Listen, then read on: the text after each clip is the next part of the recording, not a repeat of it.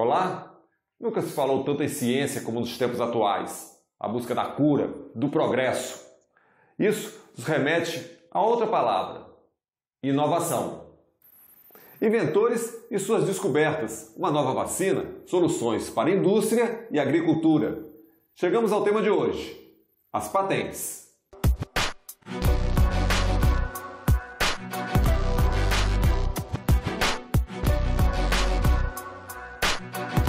Qual o impacto que terá a inteligência artificial sobre a legislação de propriedade industrial? A nova lei de patentes, permitir que descoberta seja patenteada, nós corremos o risco de ficar na mão de grandes multinacionais e de países que têm mais agilidade para registrar isso. Falando em patentes, a indústria farmacêutica está num momento extremamente importante para a humanidade. Posso entregar, assim, a todos os meus concorrentes, às vezes, segredos que passam por anos de investimento e de exploração do mercado.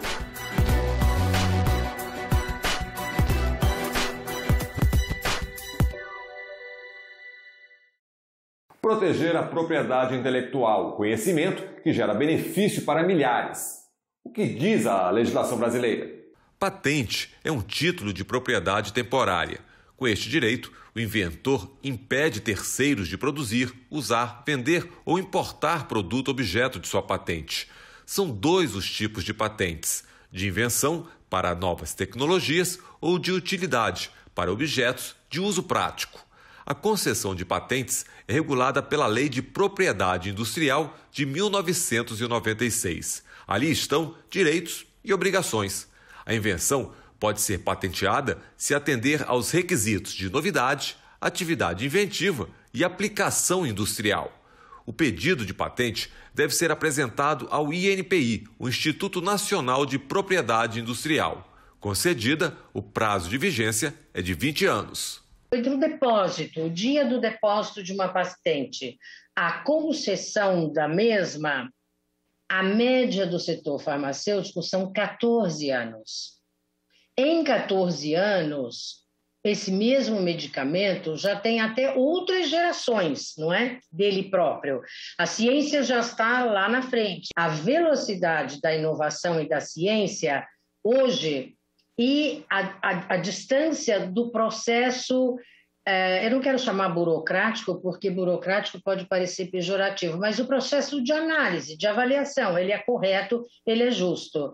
Mas esses mundos precisam chegar um pouco mais perto. Esse é outro ponto de convergência absoluta entre nós, de que o sistema precisa funcionar, o INPI precisa receber investimentos, isso deve ser resolvido, não tem cabimento a gente levar 14 anos para tomar uma decisão sobre concessão de patentes, não é? A patente é uma recompensa dada para um inventor e permitindo a ele que use com exclusividade, digamos, o seu invento. Antigamente, os inventores atuavam sozinhos em suas casas ou com alguns discípulos. Hoje, entretanto, as invenções são feitas em grandes laboratórios de grandes corporações e são feitas em comunidade praticamente. E quem recebe os benefícios já não são mais os inventores, mas são as empresas que pagam o salário dos inventores. A Comissão Senado do Futuro debateu esse tema com pesquisadores, professores, gente do ramo. O Brasil está no caminho certo? Hoje nós podemos dizer que o instrumento de patente ainda é muito pouco utilizado, muito aquém da nossa capacidade de pesquisa e desenvolvimento e muito aquém da oportunidade de inovação e a capacidade inovativa das empresas. O que estamos fazendo aqui é dando visibilidade à população brasileira de um assunto que a maioria não entende, mas mostrando que é possível sim a gente caminhar, agregar valores aos nossos produtos, ter mais facilidade de concorrência externa, se o governo, juntamente com o Congresso Nacional, se os poderes resolverem priorizar isso aí. As universidades têm muito conhecimento, mas ainda a valorização desse conhecimento ainda é em função dos artigos científicos. Você não vê muito ainda a universidade, a pesquisa sendo no mundo real aplicada. Então, a gente não vê, né, esse conhecimento que existe nas universidades transformando não só em patente, mas em soluções dos problemas do município, do Estado. Daqui a pouco, vamos falar da Lei de Propriedade Intelectual, que sofreu modificações este ano, do Supremo Tribunal Federal e do Congresso. Mas agora, vamos a alguns números. Em 2020, foram, no total, 27.091 pedidos de patentes no INPI. O Brasil foi o maior depositante de patentes de invenção no país, seguido por Estados Unidos e Alemanha. Entre esses residentes no Brasil, 47% são pessoas físicas, 20% instituições de ensino, 18% pessoas jurídicas e 15% órgãos públicos, associações e cooperativas. Enfim, a patente protege o inventor. Mas existe um limite para essa proteção? A patente é uma arma de dois gumes. Pode fazer muito bem para um país e pode fazer também muito mal. O grande problema é como usar as patentes. O grande problema está em como realmente organizá-las de tal maneira que não ofenda os interesses do país. Se a Coca-Cola tivesse patenteado sua fórmula lá atrás, hoje teria milhares de copiadores de Coca-Cola aí, né? Então,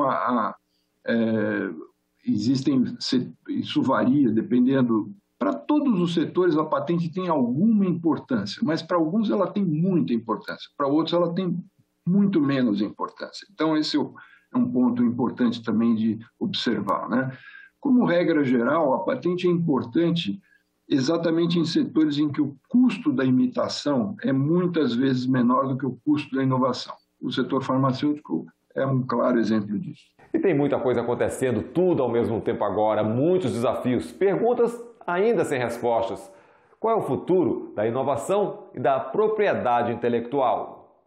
O futuro que nós vimos em 2011 e está se materializando era de que, como o Brasil tem uma capacidade de geração agrícola, né, uma abundância de fotossíntese, água, terra fértil e muita produção agrícola, o resíduo agrícola ou biomassa dedicada poderá tornar o Brasil uma verdadeira Arábia Saudita do carbono verde.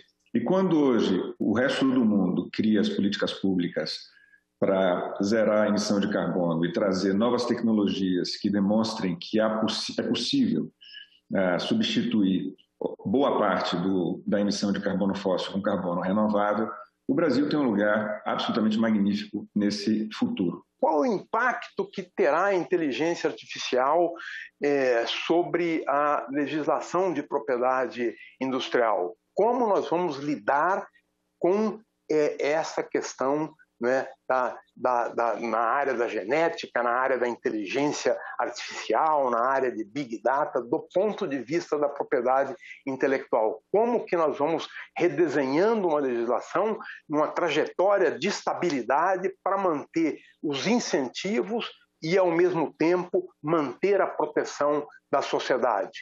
Né? Como será feito isso? A gente já sabe, o 5G vem aí. E o que dizer da nossa biodiversidade? Mas não confunda descobertas com invenções. Veja o que diz a lei.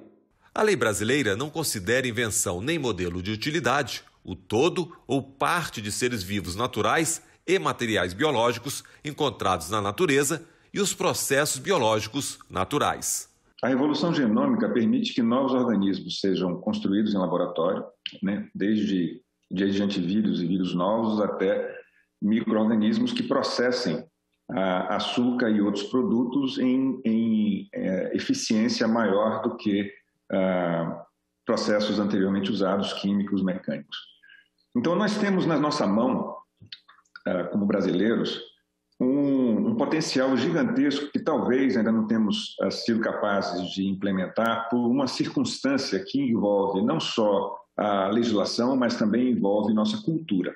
Nós, hoje, por exemplo, temos a revolução na área da biotecnologia com a edição genética, né, com a tecnologia CRISPR. Então, já começa a chegar aos mercados, né, produtos CRISPR, né, que na nossa legislação não podem ser patenteados porque, né, são, digamos, material vegetal, etc. Né? Então, recentemente, essa semana mesmo, o lançamento de um tomate no Japão, que não poderia ser patenteado aqui. É um tema que nós precisamos discutir se estamos pensando no futuro. Eu acredito que se o Brasil permitir que a nova lei de patentes, né, permitir que descoberta seja patenteada, nós corremos o risco de ficar na mão de grandes multinacionais e de países que têm mais agilidade para registrar isso. E, na verdade, nós já estamos, de certa forma, reféns. Alguns micro-organismos nativos ou descobertos no Brasil, que foram patenteados, sobretudo em Japão e Estados Unidos, que aceleraram essa corrida depois do projeto Genoma, se uma empresa brasileira resolver aplicar isso como em seu processo industrial, tem que pagar patente nos Estados Unidos. Porque parte, obviamente, da estratégia de quem faz patente não é só proteger a descoberta, mas proteger o mercado. Quando falamos de patentes, estamos falando e muito de indústria farmacêutica. Acompanhe. Falando em patentes, a indústria farmacêutica está num momento extremamente importante para a humanidade. A indústria farmacêutica, de um futuro muito breve, está entrando nas chamadas terapias avançadas. Entre as terapias avançadas, no momento, a mais estudada, comentada, investimento grande de todas as grandes multinacionais são as chamadas terapias gênicas, ou seja, sabe-se já hoje que a intervenção na estrutura genética de um paciente pode curá-lo de doenças gravíssimas, pode ser um significado de longevidade que jamais, hoje, ainda não existe. Agora, patentes e pandemia. Tudo a ver. A Interpharma possui 3 grandes empresas, a Pfizer, a Janssen e a AstraZeneca, que trouxeram as vacinas para o Brasil. Foi a segurança das patentes que permitiu que essas empresas fizessem parcerias, como foi feita a AstraZeneca-Fiocruz. Esse é o final da transferência dessa tecnologia, é a Fiocruz, a detentora da patente. A relação Pfizer-Eurofarma é uma grande inovação no mercado brasileiro, essa parceria entre 2 privados. Nos últimos 27 anos, o mundo todo, produziu apenas 6 vacinas, não mais do que isso. Imagine quantos medicamentos foram criados e quanta ciência desenvolvida, porque é extremamente complexo, é muito difícil. O que se fez nessa pandemia, quem está de fora é natural, não tem como imaginar. Era a empresa, eram todas as startups do mundo, era toda a biociência do mundo, eram todos os bilhões de dólares do mundo. Sem isso não sairia, sem isso não tem como. A Lei de Propriedade Intelectual sofreu modificações em 2021. Ajustes que chegaram até mesmo ao Supremo Tribunal Federal. Supremo e Congresso derrubaram o parágrafo único da Lei de Propriedade Industrial que permitia a extensão automática dos prazos de vigência de patentes. É que a demora na concessão da patente pelo INPI poderia prorrogar esses prazos, que hoje são de 15 e 20 anos. A mesma lei derrubou o artigo que determinava a aprovação da Anvisa para a concessão de patentes para produtos farmacêuticos. Então vamos lá. Fim da anuência prévia da Anvisa para produtos farmacêuticos. Bom ou ruim? A revogação da anuência prévia da Anvisa para a concessão de patentes para produtos e processos farmacêuticos foi uma medida acertada ou pode prejudicar a saúde da população? Com essa questão de retirar a Anvisa na hora de liberar, de não analisar as coisas, eu sou contra isso. Eu acho que isso é um risco e que acho que não precisa dessas decisões. Como vamos botar um novo quimioterápico, um radioterápico para as pessoas usarem sem uma avaliação da agência sanitária? Eu acho que no mundo todo tem isso. Acho que tirar a Anvisa do processo administrativo de exame de patente foi uma boa medida. O fundo que a gente tinha era 2 exames e até um certo desprestígio ao INPI, que sempre fez um bom trabalho. Teve um problema aí na época que aumentou o atraso, mas isso daí já foi resolvido. A segunda mudança aí, que foi a eliminação da anuência prévia da Anvisa, essa não me parece que foi uma boa mudança, né? Eu entendo que esse é um papel que cabe à agência, faria sentido preservar esse papel. Eu sei que é mais uma barreira regulatória, isso pode atrapalhar o processo de concessão se não funcionar direito, da mesma forma que o INPI atrapalha quando não funciona direito, mas me parece necessária no caso das patentes farmacêuticas. A Anvisa é uma agência dedicada ao registro do medicamento, do produto, com vistas à eficácia, segurança e eficiência. Então, ela foca o produto. À sua vez, o INPI, ou o mundo patentário, não tem qualquer relação com o produto, qualquer relação sobre a viabilidade ou não do produto, mas sim a proteção ao inventor, à ciência constituída. Então, esses conhecimentos não se cruzam. Eu sou totalmente favorável à mudança. Eu acho que a Anvisa no seu canto, o INPI no seu canto, e trabalham harmonicamente sem nenhum problema. Eu acho que foi equivocado a inclusão da Anvisa neste processo, porque não está na lei que tem que, como critério de patenteabilidade, a questão de saúde pública, a questão de utilidade para o SUS. Fim da prorrogação do prazo de validade das patentes. Vamos às opiniões. A questão do artigo 40. Isso é uma decisão da Suprema Corte. A lei, de certa forma, só corroborou o que a nosso STF já tinha decidido. Então, acho que nem tem muito o que conversar. E com o INPI funcionando bem, isso daí vai entrar no metabolismo e acho que não vai ter problema nenhum. Eu acho que a mudança do parágrafo, a eliminação do parágrafo único do artigo 40 deveria acontecer mesmo, porque, afinal de contas, o que a lei prevê é os 20 anos de monopólio, isso está garantido, isso não foi mudado, né? A decisão do STF, de fato, tornou essa questão obsoleta. Os 20 anos regulamentares é um prazo suficiente, é preciso ser respeitado e é muito mais importante nós focarmos esforços em garantir os direitos, né, do detentor da patente durante esse período e garantir os direitos da sociedade após esse período, né, do que voltarmos a essa discussão. Aqui, a maior polêmica, a possibilidade de quebra da patente, a chamada licença compulsória. A licença compulsória já existia na atual Lei de Propriedade Industrial, quebra da patente de forma provisória nos casos de emergência nacional ou interesse público. Com a mudança na lei, ficou assim: licença compulsória temporária nos casos de emergência nacional, internacional ou interesse público, ou de reconhecimento de estado de calamidade pública nacional pelo Congresso. Mas foi vetada a parte da lei que obrigava o titular da patente a fornecer material biológico e informações detalhadas dos estudos, como os resultados de testes. O governo considerou que o know-how é de titularidade exclusiva da empresa.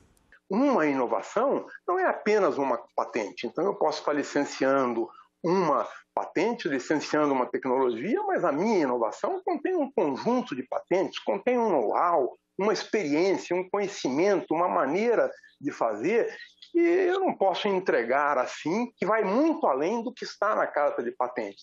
Posso entregar assim a todos os meus concorrentes, às vezes, né, segredos que passam por anos, né, de investimento e de exploração do mercado. Falou-se muito em licença compulsória no mundo inteiro, vários governos, mas na realidade nenhum deles aplicou, só por um fator nenhum deles fez isso, porque é inócuo, não existe o produto. Copiar o produto, copiar uma vacina, não acredito. no território nacional, quase posso afirmar que não vai acontecer. Existem conhecimentos tácitos, inclusive, que as empresas acumulam no processo de produção de conhecimento e patentes, né? E que não caberia cobrar que as empresas agora tornem esse conhecimento público, né? Então, acho que esse argumento é muito bom. E o argumento da Elizabeth também, eu concordo, que no sentido de que essas mudanças só fragilizam essa posição do Brasil como um país de regras estáveis, né? Eu, se fosse uma empresa e tivesse ameaçado pela essa lei sem o veto, nunca traria para o Brasil nada relevante. Como que eu posso trazer ativos meus relevantes se, né, ele está sujeito a uma expropriação dessa natureza? Se eu sou obrigado a revelar segredos que eu guardo, tudo que eu aprendi para fazer. Você imagina se tivessem quebrado patente, né? Teríamos essas vacinas? Teríamos algo em produção? Até hoje, com contratos, licenciamento, etc., etc., vemos as dificuldades da Fiocruz, as dificuldades do Butantan de, né, acelerar, porque ainda estamos numa fase de dependência de insumos importados. O Brasil é o segundo país do mundo em transgenia. Transgenia é engenharia genética, não é? É exatamente a modificação de um gene, terapia gênica. Então, as árvores do Brasil, por exemplo, a soja do Brasil, o algodão, são os primeiros produtos de maior produtividade no mundo. Quer dizer, estaria a nossa proficiente agricultura disposta a passar para os chineses? Como é que você faz todos esses produtos e resolve o seu problema territorial em resistência hídrica? A China não tem água. O que acontece é que o Brasil não quebra patentes simplesmente por medo de sanções. Claro. Existe aí a fábula de que foi quebrada a patente de AIDS. Nunca foi quebrada a patente de AIDS. O que houve foi uma grande encenação que permitiu uma pequena redução de preços, etc., mas, de fato, não foi quebrado. O Brasil não tem esse hábito, mesmo que seus interesses estejam sendo lesados. Falamos de licença compulsória. Agora, o princípio também muito comentado durante a audiência pública: segurança jurídica. O Brasil tem potencial de ser um player relevante nessa área, tanto pela agricultura quanto na área farmacêutica. E nós devemos criar condições para que o Brasil seja um player relevante. Se a gente ficar mexendo na legislação, criando muita jabuticaba, criando inseguranças, nós não vamos ser um player relevante. Nós vamos aí sim manter uma dependência que nós todos criticamos. O investidor diz: conheço as regras são semelhantes, adaptáveis a cada região, então conheço as regras e vou garantir o investimento. O mercado brasileiro, no entanto, por natureza, não é um mercado primoroso em segurança jurídica em diversas frentes. Valorizar o criador, proteger o mercado e os interesses nacionais. E viva a ciência! Vamos às considerações finais. A falta de percepção que o conhecimento pode ser transformado em reconhecimento e ganho para o seu gerador é algo que a gente ainda não conseguiu incorporar na legislação brasileira. Eu estou falando reconhecer o pesquisador, reconhecer o grupo de pesquisa, o departamento de pesquisa, né, num processo, né, de uma cadeia de reconhecimentos e valoração. Então, isso é algo que a gente precisa avançar, que não é apenas na legislação de proteção do conhecimento, mas é algo que é fundamental, né, para acelerar o uso desses instrumentos. Os senhores mostraram o diagnóstico e sabem como tratar. Então, cabe a decisão política aqui. É uma lei que a gente tem que modificar, é outras que a gente tem que aprovar. Mas é fundamental que tenha dois olhares: proteção do conhecimento e a proteção de mercado. A proteção de mercado é fundamental para que as empresas tenham, né, sustentabilidade dos seus negócios e consigam gerar nota fiscal e postos de trabalho. O que eu proponho é que uma nova legislação se interessa muito mais, se veja muito mais os interesses nacionais do que os interesses das grandes corporações internacionais, principalmente na época na questão no setor de medicamentos e alimentos. O Brasil é entendido hoje como um mercado seguro para que cheguem as patentes. O objetivo mais importante, que é da indústria farmacêutica, mas é do governo também, tem que ser do Congresso Nacional também, é que o paciente tenha acesso ao tratamento, à vacina. Então, hoje, qualquer movimentação que fragilize essa estrutura, ela, na realidade, é muito indesejada. Falta muito pouco, mas muito pouco mesmo. Então, várias empresas vão entrar com os retrovirais no mundo. Eles serão disputados, como são disputadas, são ainda disputadas as vacinas. O Brasil deve estar preparado, o Brasil deve estar pronto para a aquisição desses retrovirais, ao mesmo tempo que adquire as vacinas. E para tudo isso se precisa desta segurança, que é a proteção dessa ciência. Proteção da ciência e dos interesses nacionais, com segurança jurídica, é claro. Nós ficamos por aqui e até o nosso próximo Em Discussão.